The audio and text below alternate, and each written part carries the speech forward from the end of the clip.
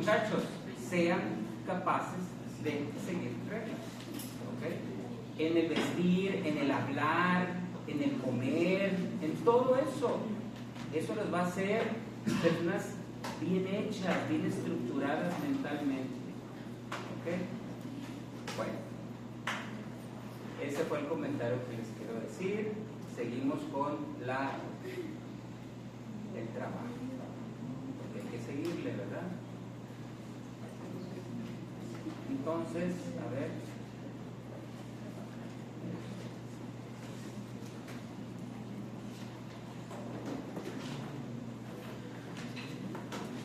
Y se los digo con todo precio, para todos, no es alguien específico, para todos.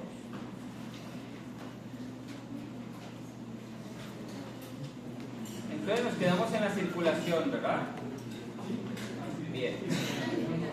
En la irrigación. Bueno, vimos las capas, eso sí lo vimos, ¿verdad? Ok, nos quedamos aquí.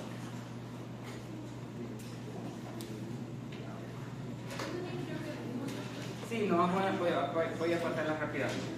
Entonces ya vimos que la circulación entonces está dada por el sistema carotidio y el sistema vertebral, dos sistemas. Rápidamente, el sistema carotidio va a ser dado ¿por qué? ¿Por qué arteria? Por la carótida interna, que va a entrar a la bóveda craneal ¿por dónde? Por el conducto carotidio, que es parte del hueso. Rápido, hagamos un repaso ahorita. Por el vértice, la parte más anterior, va a ser un conducto y después va a entrar por el agujero rasgado, el agujero anterior, y muy bien. Y justamente va a entrar, son los detalles que probablemente se pasan, pero son detalles, va a entrar justamente al lado de la silla turca, ¿sí? Ustedes se acuerdan del cráneo al lado de la silla turca, y al lado de la silla turca va a haber un seno que se llama el seno cavernoso, ¿sí? El seno cavernoso ya vamos a poner más énfasis ahorita, y por el medio va a entrar, ¿sí?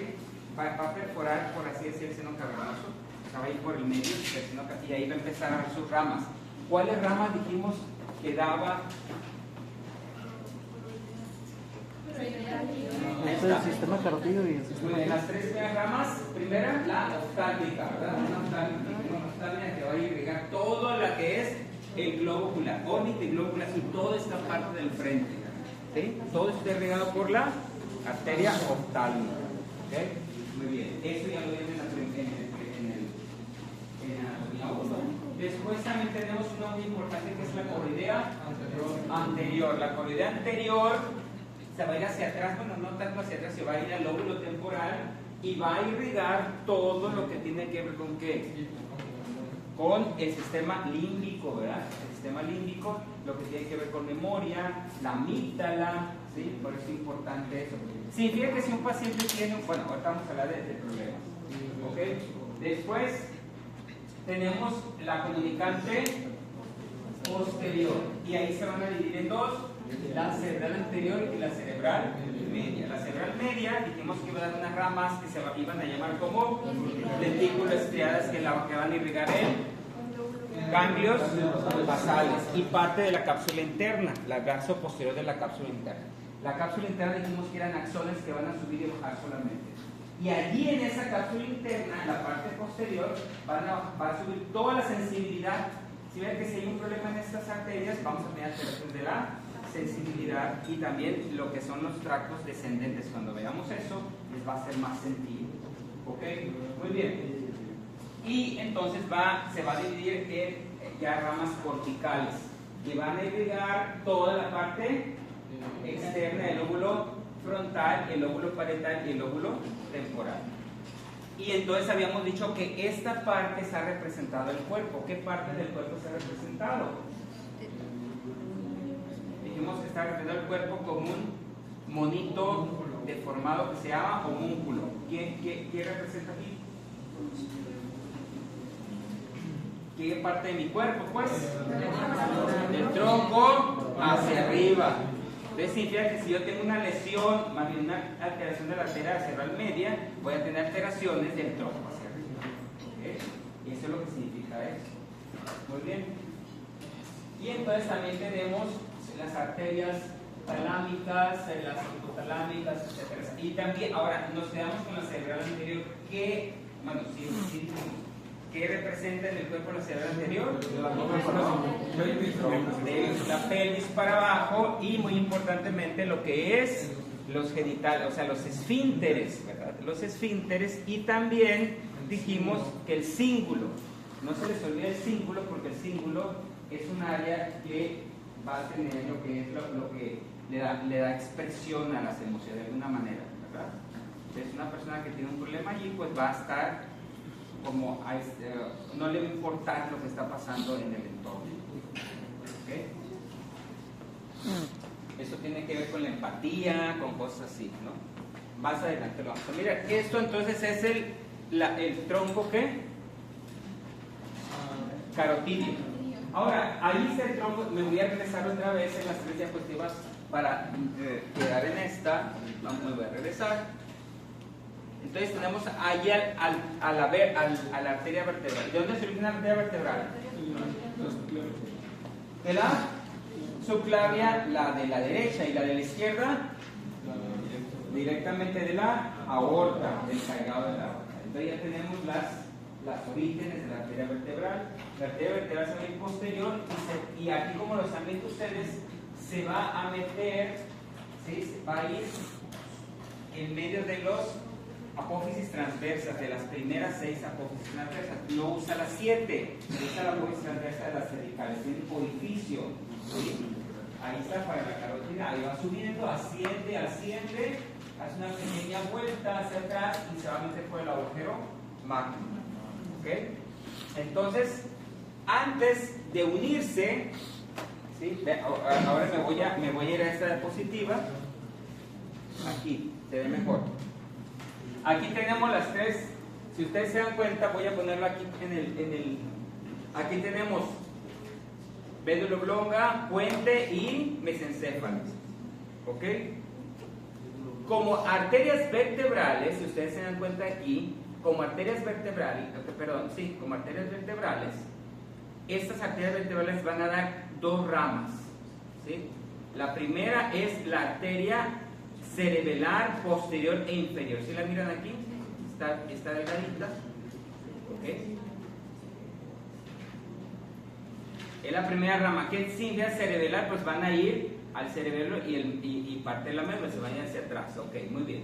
Ahí está, arteria cerebelar.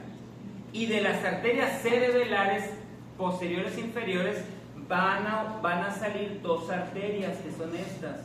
Las arterias espinales posteriores.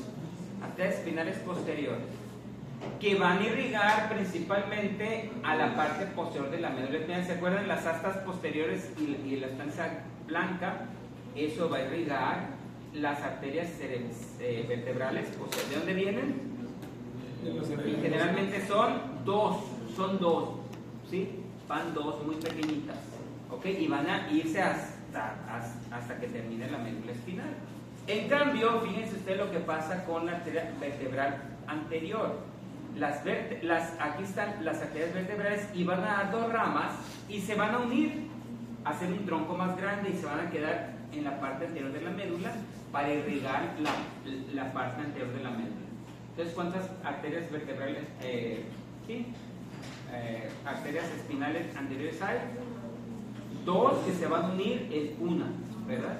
Entonces, ya que sea en la médula, va prácticamente a ser una, aunque hay variantes que pueden ser 2, ¿okay? Pero generalmente es una más gruesa, ¿okay?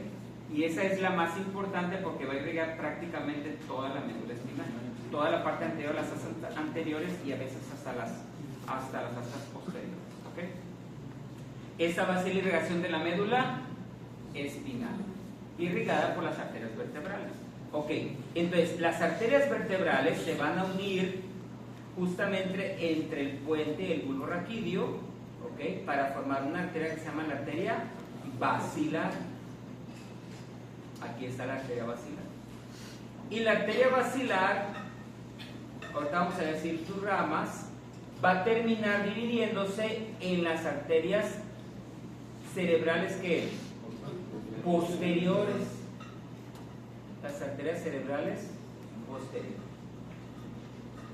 se me ha olvidado, pero ayer lo dije, las arterias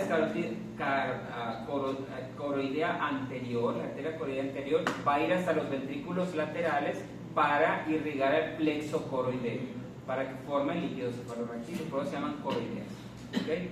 Y las arterias, porque ahorita vamos a tener otra arteria coroidea. Ahora me voy a ir, me voy a ir a la diapositiva esta, donde vemos ya la arteria basilar.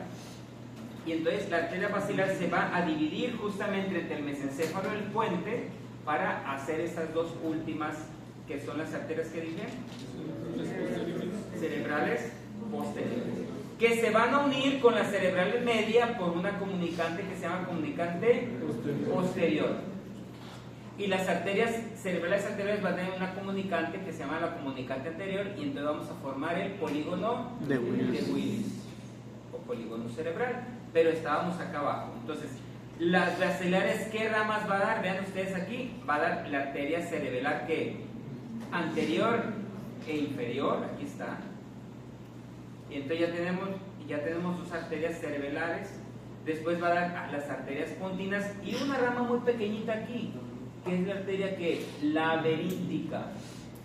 Entonces, el oído interno está irrigado por una arteria de la arteria basilar. ¿Okay? Arteria laberíntica. Arteria laberíntica. Da sus ramas pontinas y entonces va a dar una rama un poquito más grande que es la arteria cerebelar superior. Entonces el cerebelo, por ser tan grande, tiene tres ramas que lo irrigan: la cerebelar posterior e inferior, anterior e inferior, y la cerebelar superior. Tres ramas. Cerebral posterior, anterior y ¿cuál? Inferior. Otra vez, a ver, repítelas tú, balón. Posterior, inferior y superior. Otra vez. Cerebral superior, cerebral inferior. ¿Inferior qué? Y cerebral anterior. No, está bien, pero es que es cerebelar ¿qué? Ah, completo. Posterior e inferior y anterior e inferior. O sea, son dos, no son varias. Okay, es todo el, ¿sí? Es más larga, y la cerebral superior pues es la más corta de las dos, el término. Bueno, y entonces hace la cerebral posterior, y de aquí pues algo importante, la cerebelar, fíjense bien, la cerebral, de la cerebral posterior va a irrigar todo lo que es el lóbulo occipital. Todo el lóbulo occipital, y aparte va a irrigar la mayor parte del tálamo. ¿Okay? Es muy importante eso, del tálamo. Y también del subtálamo y del epitálamo, porque son la parte más posterior. También va a tener una arteria coroidea posterior, solamente que aquí no la han visto. Bueno, pero de esta sale una arteria también coroidea posterior, que va a irrigar también lo que es los plexos coroideos, ¿sí? De la parte posterior y el del tercer ventrículo. ¿Ok? Muy bien. Esta es la irrigación de él. Y entonces aquí vamos a ver, esta entonces, ¿cuál sería? ¿Cerebral qué? Media. ¿Aquí cuál sería? La cerebral anterior. ¿Y estas ramas cuáles son? Lentículo. Aquí van al ¿esta cuál es? Rápidamente. Cerebral media, muy bien. Esta cerebral anterior, y ese es el giro del cíngulo, por eso le irriga. Y aquí está el área de los esfínteres, y esa es la cerebral posterior. Pues son tres cerebrales nomás, ¿verdad? No tiene mucho chiste esto. ¿Ok? Ahora, la irrigación, fíjense que los vasos sanguíneos, esta es una diapositiva muy interesante, porque los vasos sanguíneos no están, ¿cómo se llama? No se relacionan directamente con la masa encefálica, no se pueden relacionar con las neuronas. Entonces estos vasos sanguíneos, ven ustedes, como ustedes pueden ver aquí, tiene su endotelio, ¿sí? Tiene su capa. Y vean ustedes el capilar, ¿quién lo está aquí, digamos, no sosteniendo, sino quién lo está filtrando o lo está manteniendo en su lugar, por así decir. Los astrocitos, ¿verdad? Los astrocitos. Y esto realmente es la barrera hematoencefálica. Es el filtro que tiene el vaso sanguíneo. Si el capilar en cualquier parte del sistema, llega el capilar, está directamente relacionado con las células, baja lo que tenga que bajar, metabolito, oxígeno, agua, y después la vena y el sistema linfático es el que se lleva lo demás. Aquí no cualquier cosa puede, por eso, no cualquier cosa puede pasar a las neuronas. Por eso es que el astrocito es el que hace la barrera hematoencefálica. No es otra cosa que un pie del astrocito pegado al capilar para que no permita la bajada de cualquier sustancia. Esa es la barrera hematoencefálica. Porque ustedes van a escuchar, no pasa la barrera hematoencefálica, no pasa la barrera hematoencefálica. ¿Qué significa eso? Simplemente que el astrocito no permite que esa sustancia, esa molécula, se contacte con la neurona directamente. ¿Okay? Entonces, esa es la barrera hematoencefálica. Hay cosas que sí pueden pasar la barrera hematoencefálica. ¿Ok? Y vean ustedes, son las mismas que van a hacer difusión simple. ¿Se acuerdan? Tienen que ser ¿qué? Pequeñas, tienen que ser ¿qué? Liposolubles y tienen que ser neutras. ¿Ya? Neutras, carga neutra. Entonces ahí están pasando, vean ustedes, el alcohol, las hormonas esteroideas, el CO2, el O2, ¿ok? En cambio hay otras células que tienen que pasar vía, ¿cómo se llama? Vía canales, vía de otra forma. Y hay sustancias que no pasan por ninguna vía, porque son tóxicas para el sistema nervioso. Desafortunadamente, todas las drogas pasan vía difusión simple. Pues son pequeñas, liposolubles y neutras. Por eso es que se intoxican, nos intoxicamos. Lo que es tabaco, todas las drogas que afectan el sistema nervioso central pasan por difusión simple. ¿Cómo ven? El diablo es terrible, ¿verdad? Es tremendo. Disculpe, hay también microorganismos, ¿no? Que pueden traspasar la barrera. Microorganismos que pueden pasar la barrera hematoencefálica. No lo pasan. Inflaman o sea, hacen un proceso inflamatorio a las meninges y todo eso de tal manera que alteran la barrera hematoencefálica y pueden pasar. Bien, ese es el sistema de circulación. ¿Sí? O sea, el cerebro está irrigado ricamente. ¿Sí? 20 al 30% del gasto cardíaco por minuto está llegando al cerebro. Es ricamente irrigado. ¿Okay? Entonces, pero también hay un drenaje venoso. Aguilar, ¿qué sabes del drenaje venoso? ¿Cómo el cerebro se drena? ¿Hacia dónde drena todo?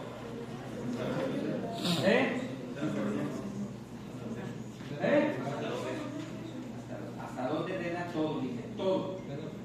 ¿A la qué? Vena yugular. Si hubiera 200 venas yugulares estaría bien, pero ¿cuántas venas yugulares hay? 3 nomás. ¿Cuál? ¿Vena yugular? Vena yugular interna. Si no es Juana, es Shana, ¿verdad? Externa, interna, anterior. ¿Cuál de esas escogen? La interna. Entonces, el drenaje venoso cerebral está dado por senos. ¿Okay? Ahí lo pueden ver ustedes. Y esos senos son como si fuera, es una vena, sí, pero está protegida por dura madre. ¿Okay? O sea, la dura madre hace, voy a decir, la cavidad de la vena. Y por ahí van a pasar. ¿Ok? Entonces ahí están, vamos a ver. Y todas las venas, ¿verdad? Van a pasar, van a cruzar y van a perforar la dura madre y van a desembocar en los senos. Vamos a empezar con los senos. Ese seno que se ve ahí, ¿cuál es? Seno sagital superior. ¿Que va a desembocar dónde? En la confluencia de los senos, ¿verdad? Muy bien. Después, Bueno, y esa es la voz del cerebro, ya la conoces, en la dura madre, lo que va a dividir en los dos hemisferios, y justamente aquí va a estar lo que es el cuerpo calloso, ¿verdad?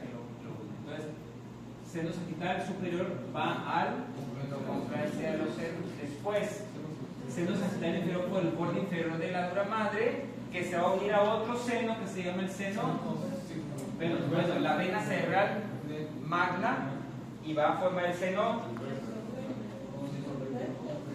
recto, seno recto. Otra vez, anoten, porque nomás están escuchando. Seno sagital superior, ¿dónde va? Confluencia de los senos. Seno sagital inferior se une a quién? A la vena cerebral magna, y va a formar el seno Recto. ¿Ese dónde desemboca? Confluencia de los senos. Después, en la parte posterior va a haber otro seno que se llama seno occipital. Su nombre lo dice. ¿A dónde va a ir? Confluencia de los senos. Antes, si ya tenemos la confluencia de los senos de esta aquí, entonces ¿qué sigue? Seno transverso. Su nombre lo dice. Seno transverso. Después del seno transverso voy a poner una diapositiva porque esa no es representativa. Ahí está, seno transverso, y después seno sigmoideo porque hace una S, y va a terminar saliendo por qué agujero. ¿Por qué agujero? ¿Usted era? ¿Por el agujero Maslow? ¿Por qué agujero Vázquez? ¿Por qué agujero? Esto es una repetición del año pasado, ¿eh? O sea, no, muchachos, a ver, ¿se acuerdan que lo vieron esto alguna vez? Sí. Ya lo vieron. ¿No lo viste tú? ¿Nunca lo viste? Ah, bueno. ¿Alguna vez lo vieron? Bueno, hay que revisarlo. No es nuevo para ustedes. ¿Cuál es el agujero? ¿Agujero? Yugular, muy bien. Pues el agujero yugular para formar, como su nombre lo dice, ¿cuál? La vena yugular interna. La vena yugular. Muy bien. Y de ahí va a bajar y ya se va a ir, ¿verdad? Va a bajar por la vena carotidia y va a desembocar, junto con la vena subclavia, va a formar la vena brachiocefálica y así. Muy bien. Ahora, de adelante para atrás, ¿verdad? No solamente es esto. Ahora, por la base del cráneo, ¿qué va a pasar? Pues ahí está. La vena oftálmica, la oftálmica superior, se va a unir a un seno que está en el ala menor del esfenoide, que se llama seno esfenoparietal. Ahí está.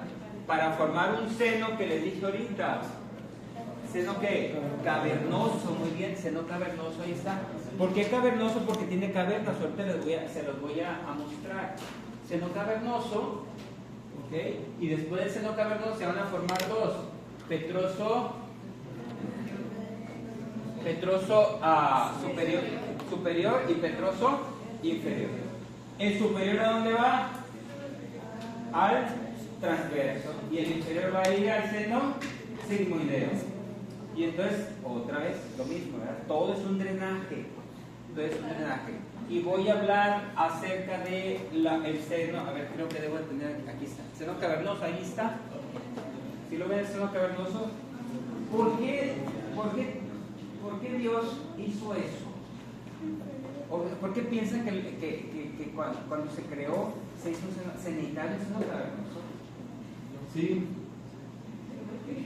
porque también sirve como protección para lo que está allá, que es la hipófisis. Muy bien. La hipófisis es milimétrica. Y la unión de la hipófisis con el hipotálamo, imagínense, ese tallito es milimétrico. Imagínense que no tuviera algo que lo pudiera proteger.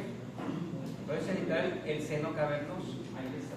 Porque ese le mantiene y no permite que los cambios bruscos, imagínense, rápidamente romperíamos eso y se hacía una catástrofe hemostática o homeostática. Entonces vean ustedes allí que el seno cavernoso está relacionado, ¿sí? Justamente esta es lo que es la silla turca, a lo largo de la silla turca, y entonces vean ustedes que la carótida interna la está perforando para llegar a lo que es la bóveda craneana, y está relacionado con 4 pares craneales que están ahí. Sí, 4. ¿Cuáles son?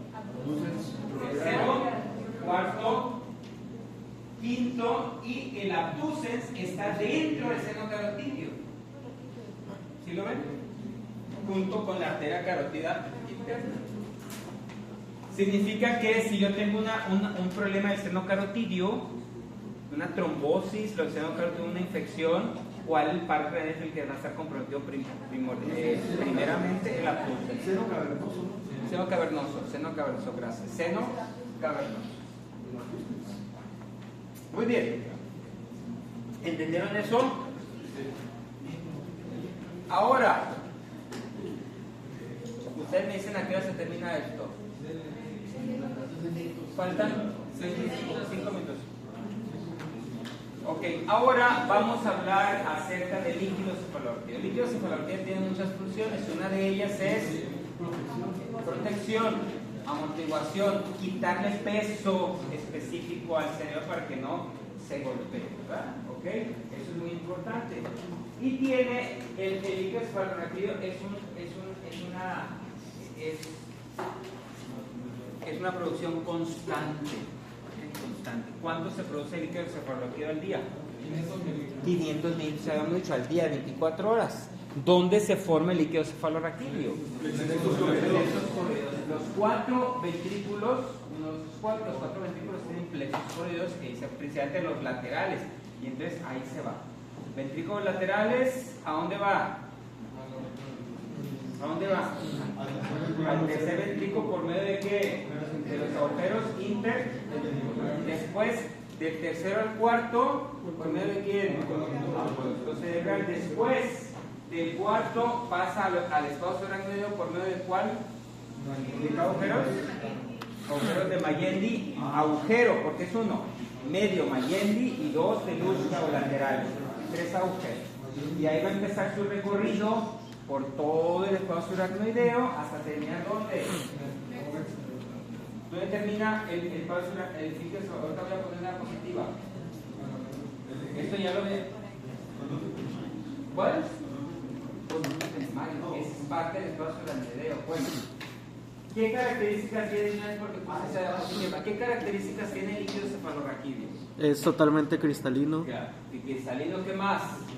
Bueno, hay estudios agua de roca. hay estudios que se pueden hacer que dependiendo de qué tan turbio esté se puede determinar alguna cosa, por alguna infección, alguna hemorragia. Por eso está aquí.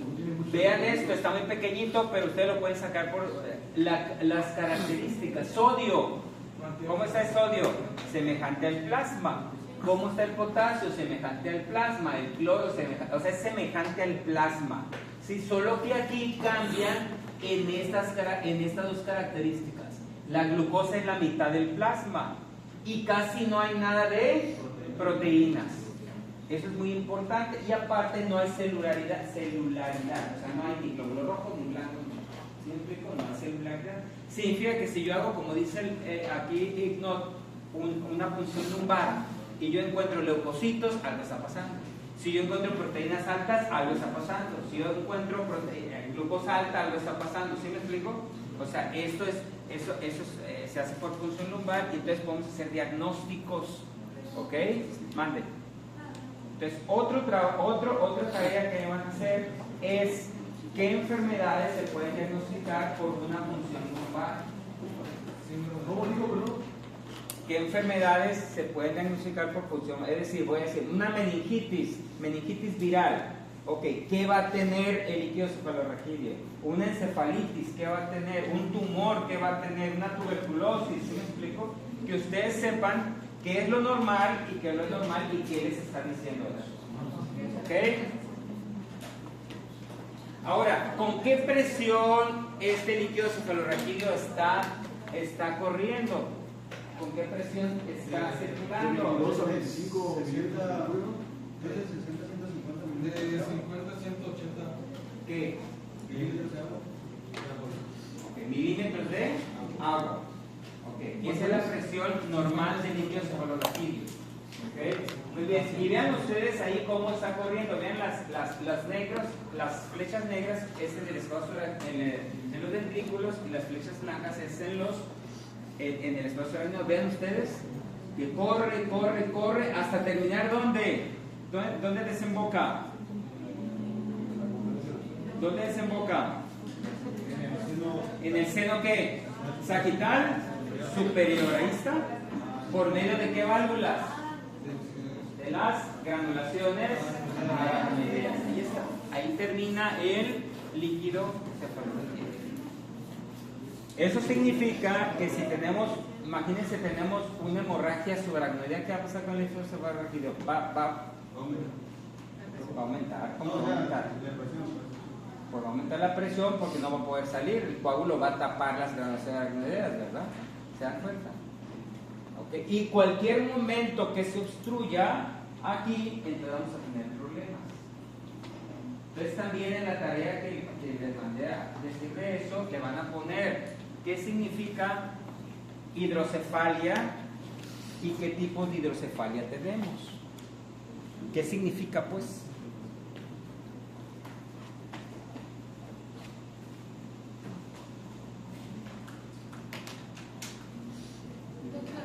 Y con eso voy a tener para seguir. ¿Cuándo debemos subir las tareas? Yo les voy a avisar. El próximo jueves va a ser el primer examen. ¿Ok? Vayan preparando preguntas. Júntense en grupos de 5 y vayan preparando preguntas de esto. Una pregunta como los alumnos que sean problemas, casos clínicos, 50 preguntas de cada grupo. ¿Ok? Lo van a subir también a la E42.